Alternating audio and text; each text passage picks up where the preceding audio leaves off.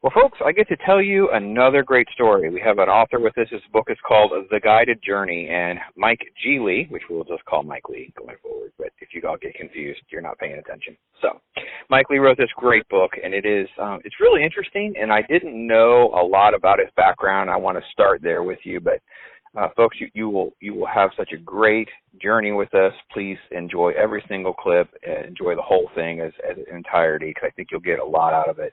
And we'll put links in the description and grab your copy of the book. Mike, thank you so much for being with me and talking about your book and your life a little bit. You're welcome, Brandon. I'm really excited to be with you. So let's just jump right into it, because you don't waste any time, so I won't either.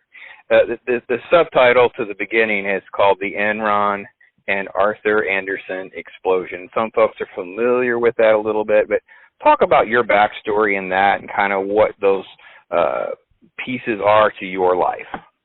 Okay, great. So, that was, I guess what you would call a major turning point in my life.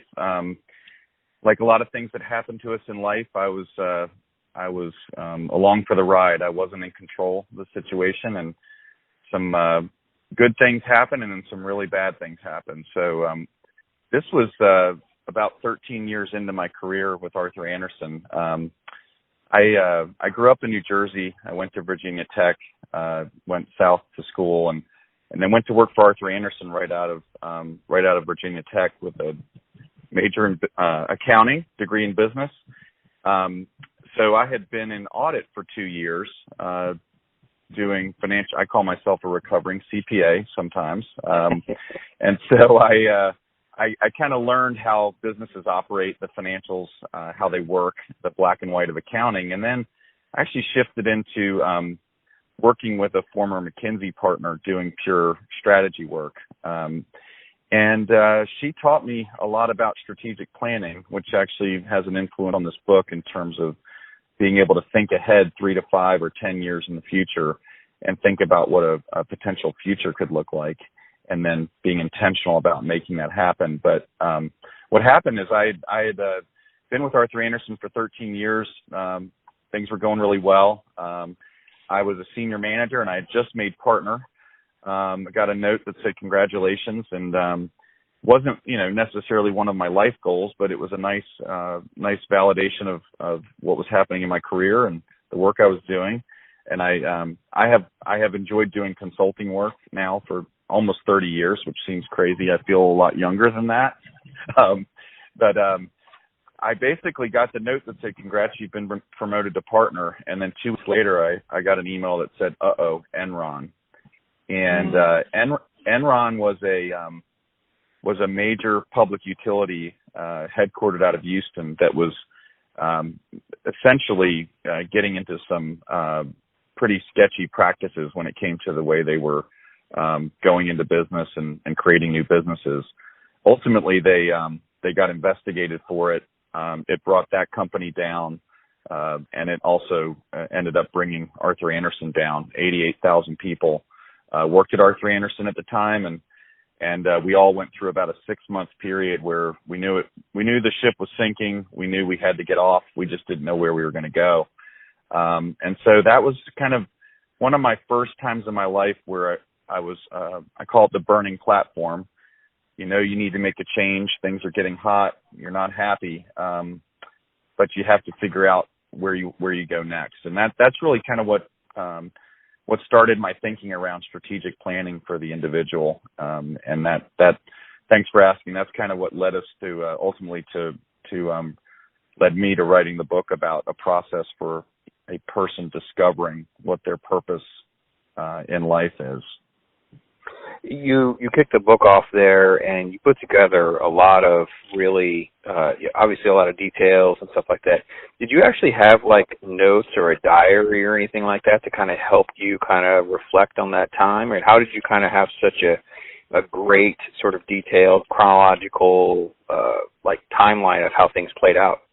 Great question. So the answer to that is for about 5 years, I kept a journal. The 5 years before today, before the book was published in last month, I kept a journal. And it wasn't two things happened. One is I was taking business trips, starting a consulting business in Shanghai, China. And so I had, those are 40-hour, actually 39-hour round trip flights. So you essentially have a work week in the air. And so what I would do is I wouldn't sleep. I rarely sleep on planes, but I would stay awake all the way there, and I would read a book. And on the way back, I would read a book. And after a couple years of doing that, I started writing. It was the first time in my life I had started writing, and it came out of just doing all that reading. And so I kept a journal, not really thinking I was writing a book, but just capturing what was going on in my life, stories that had happened in my life.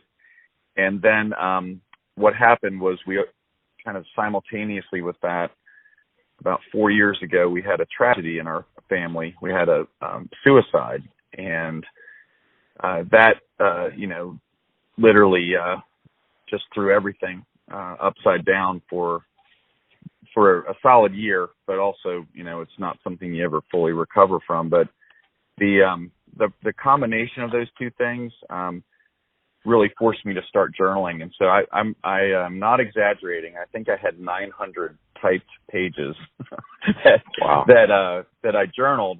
And it was really just cathartic to get my thoughts out on paper. And a lot of it had to do with, some of it had to do with my faith, like where I was having conversations with God and what I was struggling with and seeking answers around, like how do really bad things happen to people who are trying to do good things, hard questions like that. And so, but I'll tell you that you'll be glad to not, that you didn't have to read 900 pages, because I had a very talented, editor and publisher who, took those 900 pages and helped me say the things more succinctly. But that's journaling is something I continue to do, since then. I always keep one with me, one for my work and one for my my personal life and the thoughts I'm having around, whether it's writing or hobbies or other things. I keep two journals in my backpack at all times.